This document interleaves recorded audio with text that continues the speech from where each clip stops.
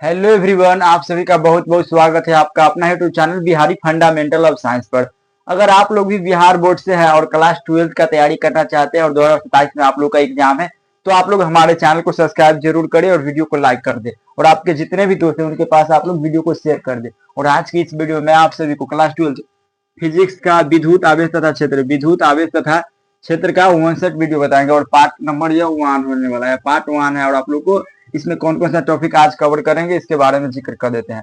देखिए, आप लोगों को क्लास 12 फिजिक्स का एग्जाम में कितना 16 चैप्टर होता है, तो 16 चैप्टर का सिलेबस बता दिए। तो आप लोग सिलेबस वाला वीडियो नहीं देखें तो आप लोग जरूर देख लीजिएगा। देखिए, 70 नंबर का पेपर होता है, 70 में 30 नंबर प्रैक्टिकल का होता है और 30 नंबर आप लोग का 70 नंबर थ्योरी होता है। तो आप लोग को थ्योरी 70 नंबर है तो उसको पढ़ाएंगे। देखिए, पहला टॉपिक, पहला चैप्टर है विद्युत आवेश तथा क्षेत्र। विद्युत, विद्युत मतलब आप लोग जानते हो करेंट, उसके बाद आवेश और इसका क्षेत्र, तो इसी के बारे में पढ़ना पड़ेगा। और इसके अंतर्गत कौन कौन सा टॉपिक है उसका आप लोग को हम अभी बता देते हैं। तो आप लोग 1 मिनट रुक जाइए। तो देखिए, यहाँ पर कौन कौन सा टॉपिक पढ़ना पड़ेगा, आप लोगों को कौन कौन सा टॉपिक है जो पढ़ना पड़ेगा। देखिए, पहला टॉपिक आप लोग को आवेश के बारे में पढ़ना पड़ेगा, आवेश। सेकेंड नंबर टॉपिक है आवेश का गुण क्या होता है, आवेश का गुण क्या है इसके बारे में। उसके बाद है आवेश का क्वांटमीकरण, आवेश संरक्षण का सिद्धांत, आवेश की योज्यता के नाम, उसके बाद कूलाम का नियम, कूलाम का नियम। तो आज हम आप लोग को इतना टॉपिक कंप्लीट करवाएंगे। तो आज आप लोग को आवेश का नियम, उसके बाद आवेश का गुण, आवेश का क्वांटमीकरण और आवेश संरक्षण का सिद्धांत और आवेश की योज्यता का नियम और कूलाम का नियम, इतना टॉपिक तो आप लोग को आज हम कंप्लीट करवाएंगे। तो इसलिए आप लोग वीडियो को शुरू से अंत तक देखिए और चैनल को सब्सक्राइब जरूर करिए। आप लोग 1 मिनट रुक जाइए। तो इतना टॉपिक आप लोग को आज हम पढ़ाएंगे, आवेश, आवेश का गुण, आवेश का क्वांटमीकरण, आवेश संरक्षण का सिद्धांत, उसके बाद कूलाम आवेश की योज्यता का नियम और कूलाम का नियम, इतना टॉपिक आज हम आप लोग को कंप्लीट करवाएंगे। तो आप लोग वीडियो को शुरू से अंत तक जरूर देखिएगा और आप लोग को इतना टॉपिक एकदम बढ़िया तरीका से समझ में आ जाएगा। और आप लोग एक नया कॉपी ले लीजिए और उसमें नोट कर लीजिएगा इस सभी टॉपिक को, आवेश, आवेश का क्वांटमीकरण, सभी को आप लोग नोट जरूर करिए। विद्युत आवेश तथा क्षेत्र, यह चैप्टर नंबर 1 है। चलिए, तो इसको हम मिटा देते हैं। देखिए, पहला टॉपिक है आवेश को समझते हैं। आवेश के मतलब आप लोग समझते होंगे, जैसे आवेश, दो वस्तु आपस में टकराना, तो दो पदार्थ को आपस में रगड़ेंगे तो इलेक्ट्रॉन उत्पन्न होता है। जैसे देखिए, जैसे कंघी को आप लोग, जैसे पेन को आप लोग ऐसे करके माथा में रगड़ के उसके बाद कागज के छोटा छोटा टुकड़ा होगा उसको रगड़िएगा तो इलेक्ट्रॉन, माथा से इलेक्ट्रॉन होता है जो कहाँ पार्कर में आ जाता है और कागज को क्या होता है अपने ओर खींचने लगता है। जैसे यहाँ पर समझिए आवेश के बारे में, आवेश के बारे में आप लोग को अभी समझ में आ जाएगा। देखिए, आवेश के बारे में जैसे देखिए, दो एक बॉक्स है, दो बॉक्स है, एक और बॉक्स है। इस पर क्या है, इस पर प्लस आवेश है, इस पर माइनस आवेश है। और दोनों आपस में क्या हुआ, दोनों आपस में टकराया, दोनों आपस में क्या हुआ, टकराया। तो इससे इलेक्ट्रॉन, यहाँ से इलेक्ट्रॉन निकल कर क्या हो गया, प्लस है, इससे इलेक्ट्रॉन निकल कर इसमें आ गया माइनस। तो यहाँ से यह क्या है, यह धन आवेश है, धन आवेश, यह धन आवेश है, धन आवेश है। और उसके बाद ये क्या है, यह ऋण आवेश है, ऋण आवेश है, ऋण आवेश है। तो आप लोग को समझ में आ गया कि दो वस्तु आपस में टकराया। जैसे आप लोग ऊन और बिल्ली के खाल को रगड़िएगा, ऊन ऊन ले लीजिएगा ठंडा के दिन में और बिल्ली के खाल से आप लोग रगड़िएगा तो ऊन होगा जो ऊन से इलेक्ट्रॉन निकल कर बिल्ली के खाल में प्रवेश कर जाएगा। उसी प्रकार आवेश का खोज कौन किए थे, बेंजामिन फ्रैंकलिन ने। पतंग उड़ाए थे तो आसमान में उनको झटका लगा था, आसमान में उनको पतंग उड़ाए थे और चाबी सोना का दिए थे और धागा से उड़ाए थे तो उनको झटका लगा था। वही से आवेश का संरक्षण सिद्धांत बेंजामिन फ्रैंकलिन दिया था। तो आवेश के बारे में अभी हम आप लोग को समझाते हैं। तो आवेश के बारे में आप लोग को समझ में आ गया होगा। देखिए, आवेश के बारे में, आवेश से आप लोग को एग्जाम में बहुत ज्यादा क्वेश्चन पूछता है आवेश के बारे में। आवेश,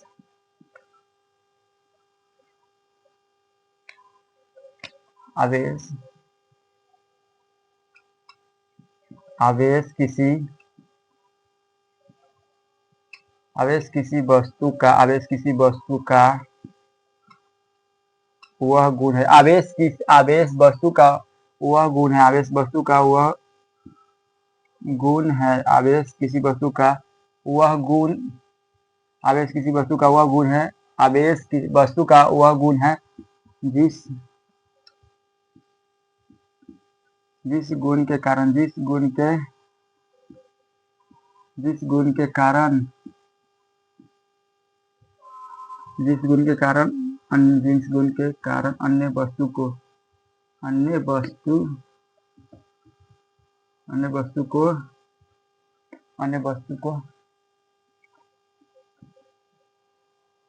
आकर्षित या विकर्षित करती है, आकर्षित या विकर्षित करती है।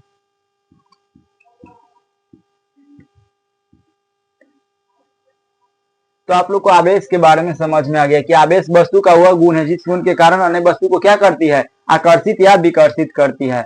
तो आप लोग आवेश के बारे में इतना लिखिएगा और इसका जो एडवांस में जो लिखना है उसको हम बता देते हैं। तो देखिए आवेश एक अदिश राशि है। क्या है? आवेश एक अदिश राशि। आवेश एक अदिश राशि। आवेश क्या है? तो आवेश एक अदिश राशि है।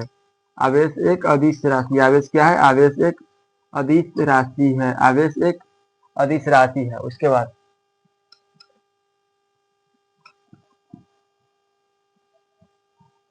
आवेश को Q से सूचित किया जाता है। आवेश को Q से सूचित किया जाता है। आवेश को Q से सूचित किया जाता है। आवेश को Q से सूचित किया जाता है। आवेश को क्या? आवेश को Q से सूचित किया जाता है। आवेश को Q से सूचित किया जाता है। आवेश को Q से सूचित किया जाता है, इतना लिखिएगा आप लोग को। और इसका फॉर्मूला क्या होता है? Q बराबर होता है IT। Q बराबर क्या होता है? IT होता है। यानी आवेश बराबर क्या होता है? एम्पियर इंटू समय। आवेश बराबर क्या होता है? फॉर्मूला आवेश बराबर होगा, आवेश इक्वल में होगा धारा और गुणे में समय। धारा और गुणे में समय होता है। धारा गुणे समय होता है। और इसका बीमा निकालने के लिए बोलेगा बीमा, तो इसका बीमा हो जाएगा Q बराबर IT। AT हो जाएगा। बीमा क्या होगा? AT। तो आवेश का बीमा क्या होता है? AT होता है। तो इतना आप लोग को समझ में आ गया। तो इतना अगर आप लोग आवेश के बारे में लिख दीजिएगा तो आप लोग को 2 नंबर मिल जाएगा। पहले आप लोग आवेश का परिभाषा लिख दीजिएगा, उसके बाद आवेश एक अदिश राशि। आवेश को Q से सूचित करता है और Q बराबर IT होता है। और आवेश का ऐसे मात्रक क्या होता है? इसका मात्रक कूलाम होता है। इसका मात्रक कूलाम होता है। कूलाम होता है। और जिसको हम लोग C से सूचित करते हैं, क्या होता है? इसका मात्रक कूलाम होता है। और जिसको हम लोग C से सूचित करते हैं। बस इतना आप लोग लिख दीजिएगा, आप लोग को 2 नंबर मिल जाएगा। अब आवेश का गुण के बारे में समझते हैं, तो इसको आप लोग नोट जरूर कर लीजिए। अब आवेश के गुण को समझते हैं।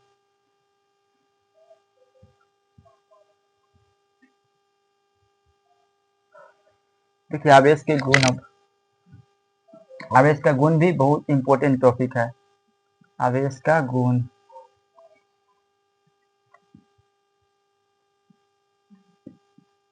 आवेश का गुण है जो इंपॉर्टेंट टॉपिक है। आवेश का गुण है जो इंपॉर्टेंट टॉपिक है। तो अभी आवेश के गुण के बारे में हम बताए थे आप लोगों को। आवेश के गुण के बारे में बताए थे। आवेश के गुण के बारे में भी हम आप लोग को, आवेश के गुण में पहले लिखिएगा क्या? आवेश संरक्षण। आवेश संरक्षित होता है। आवेश संरक्षित होता है। आवेश संरक्षित होता है। आवेश क्या होता है? आवेश संरक्षित होता है। आवेश संरक्षित होता है। आवेश संरक्षित होता है। पहला आप लोग लिखिएगा आवेश संरक्षित होता है। उसके बाद आवेश का योगात्मक होता है। आवेश आवेश का क्वांटमीकरण होता है। आवेश का क्या होता है? क्वांटमीकरण होता है। आवेश का क्वांटमीकरण होता है। आवेश का क्वांटमीकरण होता है। आवेश का क्वांटमीकरण होता है। उसके बाद आप लोग लिखिएगा, उसके बाद लिखिएगा आवेश अदिश राशि है। आवेश एक अदिश राशि। आवेश एक क्या है? अदिश राशि। आवेश एक अदिश राशि है। आवेश एक अदिश राशि है। आवेश क्या है? तो आवेश एक अदिश राशि है। अदिश राशि में केवल परिमाण होता है लेकिन दिशा नहीं होता है। और उसके बाद लिखिएगा आवेश का योगात्मक होता है। आवेश का योगात्मक होता है। योगात्मक मतलब आवेश को हम लोग जोड़ सकते हैं। आवेश योग का योगात्मक होता है। आवेश का योगात्मक होता है। और उसके बाद इतना लिख दीजिएगा, आवेश आवेश क्या होता है? धन या ऋण या शून्य भी हो सकता है। आवेश धन आवेश या ऋण आवेश हो सकता है। तो आप लोग इतना गुण लिख दीजिएगा कि आवेश संरक्षित होता है, आवेश का क्वांटमीकरण होता है, और आवेश का एक अदिश राशि और आवेश का योगात्मक होता है। और इतना आप लोग लिख दीजिएगा तो आप लोग को बढ़िया से समझ में आएगा। उसके बाद आप लोग आवेश का एक और गुण लिख दीजिएगा कि आवेश को Q से सूचित किया जाता है। आवेश को Q से आवेश को Q से सूचित आवेश को Q से सूचित किया जाता है। आवेश को Q से सूचित किया जाता है, आवेश को Q से सूचित किया जाता है। तो इतना आप लोग आवेश के गुण के बारे में लिख लीजिएगा तो आप लोग को 2 नंबर मिल जाएगा। और आपके एग्जाम में पूछता है क्या, वो मात्र 2 को गुण लिखने के लिए आपके एग्जाम में बोलता है, तो आप लोग इसमें से 2 को गुण आराम से लिख लीजिएगा कि आवेश संरक्षित होता है, आवेश का क्वांटिफिकरण होता है, आवेश एक अदिश राशि है, आवेश का योग्यात्मक होता है, उसके बाद आवेश को Q से सूचित किया जाता है। इतना 5 लाइन लिख लीजिएगा। आप लोग को 2 नंबर 2 को कुछ लिखने के लिए बोलता है तो आप लोग 5 को याद कर लीजिएगा और कोई 2 को लिख दीजिएगा, तो आप लोग को दोनों टॉपिक बढ़िया से समझ में आ गया होगा। अब अगला टॉपिक है आवेश का क्वांटमीकरण। ये सब मिटा देते हैं, आप लोग इसको नोट जरूर कर लीजिएगा। इसको आप लोग एक बार नोट अच्छे तरीके से कर लीजिएगा कॉपी में, ऐसा है जो इम्पोर्टेंट है। देखिए आवेश का क्वांटमीकरण को समझते हैं। आवेश का क्वांटमीकरण क्या बोलता है?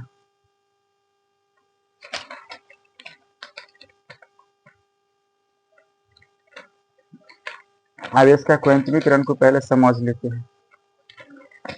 पहले आवेश संरक्षण के सिद्धांत को समझ लेते हैं, उसके बाद आवेश का क्वांटमीकरण को समझ लेंगे। कि पहला आवेश संरक्षण का सिद्धांत, आवेश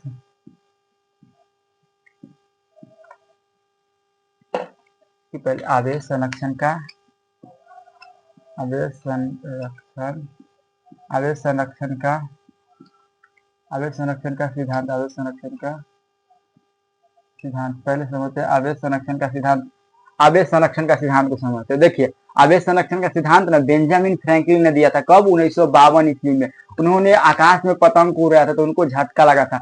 वो एगो पतंग उड़ाए थे और सोना के चाबी लगा के, तो उनको झटका मारा था। तब उनको पता चला कि आकाश में भी करेंट होता है, आकाश में भी करंट होता है। तब वो क्या किए बता दिया आवेश के बारे में। इसके बाद आवेश के, और 1 मिनट आप लोग, तो आप लोग को वहां तक समझ में आ गया था। तो आप बताएंगे आवेश संरक्षण का सिद्धांत। तो देखिए आवेश संरक्षण का सिद्धांत क्या बोलता है कि आवेश को न तो हम लोग उत्पन्न कर सकते हैं और न ही नष्ट कर सकते हैं, बल्कि आवेश को न एक रूप से दूसरे रूप में हम लोग रूपांतरित कर सकते हैं। जैसे ऊर्जा संरक्षण का सिद्धांत आप लोग पढ़े कि ऊर्जा को न तो हम लोग नष्ट कर सकते हैं और न ही उत्पन्न कर सकते हैं, बल्कि ऊर्जा को न एक वस्तु से दूसरे वस्तु में रूपांतरित कर सकते हैं। उसी प्रकार आवेश का संरक्षण सिद्धांत होता है कि आवेश को न तो हम लोग उत्पन्न कर सकते हैं, न ही नष्ट कर सकते, बल्कि आवेश को एक वस्तु से दूसरे वस्तु में क्या कर सकते हैं? रूपांतरित कर सकते हैं। तो आवेश संरक्षण का सिद्धांत क्या बोलता है इसके बारे में, और इस सिद्धांत को ना बेंजामिन फ्रैंकलिन ने दिया था। कब? 1952 ईस्वी में। तब चलिए इसको समझते हैं। देखिए आवेश संरक्षण का सिद्धांत क्या बोलता है। आवेश संरक्षण का सिद्धांत कहता है इस नियम के अनुसार, इस नियम के अनुसार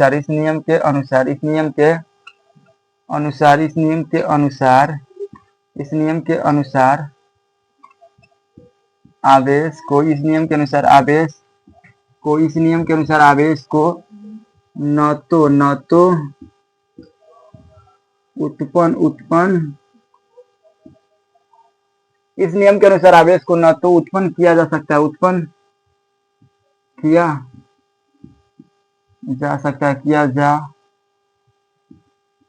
किया जा सकता है और नहीं नष्ट किया जा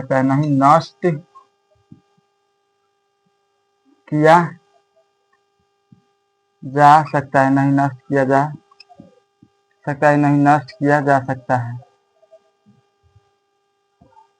बल्कि आवेश को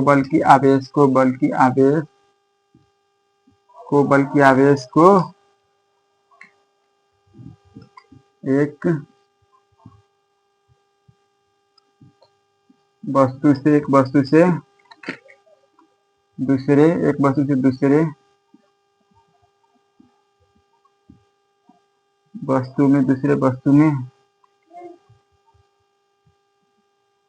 वस्तु में रूपांतरित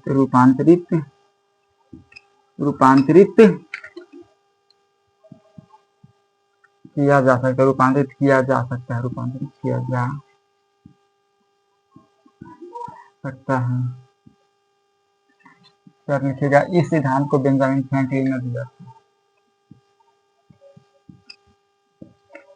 इस सिद्धांत को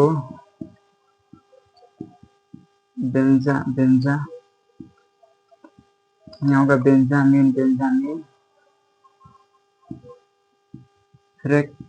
फ्रैंकलिन बेंजामिन ने बेंजामिन फ्रैंकलिन ने दिया था। तो इतना आप लोग लिख दीजिएगा आवेश संरक्षण का सिद्धांत कि आवेश को इस नियम के अनुसार आवेश को न तो उत्पन्न किया जा सकता है और न ही नष्ट किया जा सकता है, बल्कि आवेश को एक वस्तु से दूसरे वस्तु में रूपांतरित किया जा सकता है। और इस सिद्धांत को बेंजामिन फ्रैंकलिन ने दिया था। कब दिया था? तो 1952 ईस्वी में। कब इसका सिद्धांत दिया था? तो सिद्धांत 1952 ईस्वी में दिया था। इतना आप लोग लिख दीजिएगा तो आप लोग को 2 नंबर कहीं नहीं जाएगा और आप लोग को 2 नंबर आराम से मिल जाएगा। उसके बाद एक और टॉपिक है आवेश का क्वांटमीकरण। आवेश का क्वांटमीकरण को समझा देते हैं, उसके बाद आप लोग को इस टॉपिक को आप लोग समझ में आ गया होगा। अब आवेश का क्वांटमीकरण को समझिए। इस टॉपिक को आप लोग नोट जरूर कर लीजिएगा, वीडियो को पॉज करके इसको आप लोग नोट कर लीजिएगा, नहीं तो इसका अगर पीडीएफ लेना चाहते हैं तो आप लोग नंबर दिए उस पर कॉन्टेक्ट करेंगे। देखिए अब आवेश का क्वांटमीकरण क्या बोलता है। आवेश का क्वांटमीकरण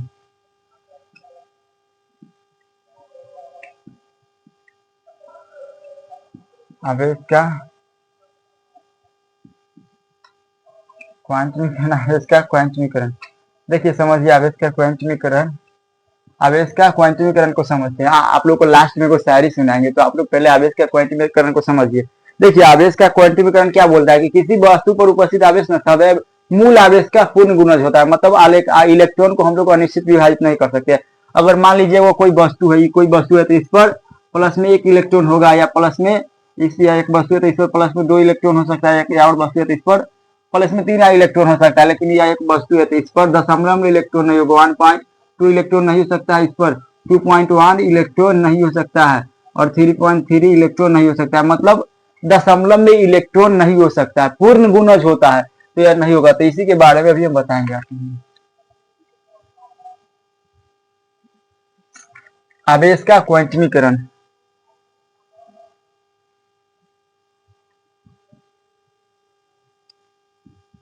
किसी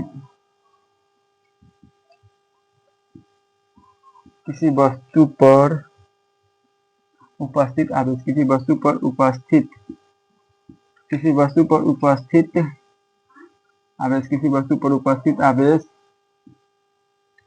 पर उपस्थित आवेश सदैव मूल आवेश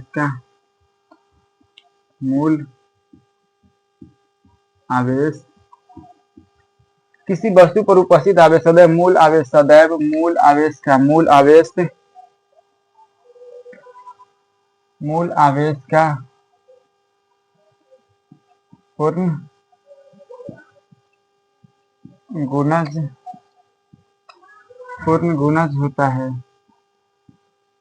पूर्ण गुणज होता है। अर्थात आवेश को अनिश्चित विभाजित नहीं किया जा सकता है। अर्थात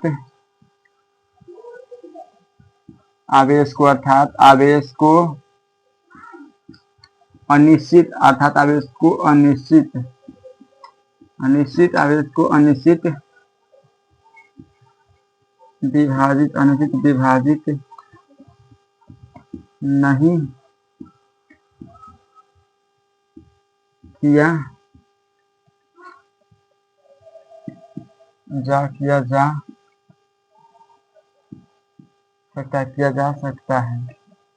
इतना ही आप लोग को लिखना है कि किसी वस्तु पर उपस्थित आवेश सदैव मूल आवेश का पूर्ण गुणज होता है, अर्थात आवेश को अनिश्चित विभाजित नहीं किया जा सकता है। और देखिए जैसे इसका फॉर्मूला होता है Q बराबर क्या होता है, इसका फॉर्मूला होता है Q बराबर प्लस माइनस एन होता है। Q बराबर फॉर्मूला होता है प्लस माइनस एन होता है, जहाँ Q क्या है, जहाँ Q है जो आवेश है, Q क्या है, एक आवेश है, Q है जो आवेश है, और n बराबर 1 2 3 4 संख्या। उसके बाद E क्या है, E इलेक्ट्रॉन होगा, इलेक्ट्रॉनों की संख्या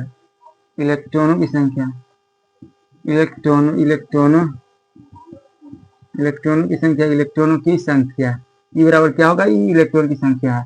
अब इसको एग्जांपल से समझिए। देखिए जैसे यहाँ पर दो गो वस्तु है तो इस पर इलेक्ट्रॉन क्या होगा, तो 1 इलेक्ट्रॉन हो सकता है, इस पर प्लस में 2 इलेक्ट्रॉन हो सकता है, लेकिन दशमलव में नहीं होगा, 1.2 दशमलव में नहीं होगा, यानी पॉइंट में नहीं होगा। तो इलेक्ट्रॉन होता है जो हमेशा पूर्ण गुणज होता है, पॉइंट में कभी भी नहीं होगा। तो आप लोग को ऐसे समझ में आएगा, तो इसको आप लोग नोट कर लीजिए। तो आज के लिए इतना ही। अब आप लोग को एक हम शायरी सुनाएंगे, देखिए आप लोग को वीडियो समझ में आ गया वो तो आप लोग को जितने भी दोस्त उनके पास शेयर कर दीजिए और इसको आप लोग बेहतर तरीका से नोट कर लीजिए। और यह एकदम सिंपल बड़ी भाषा लिखा है और इसको रिवीजन करते रहिए, आप लोग को याद कर हो जाएगा। एक आप लोग को शायरी बोल रहे हैं, मंजिल उन्हीं को मिलती है जिनकी सफलता में अक्सर जान होता है। मंजिल उन्हीं को मिलती है जिनकी सफलता में जान होता है। तो आप लोग को ये शायरी सुन के कैसा लगा आप लोग प्यारा सा कमेंट कर दीजिए। तो मिलते हैं नेक्स्ट वीडियो, तब तक के लिए जय हिंद, वंदे मातरम, love you, take care, God bless.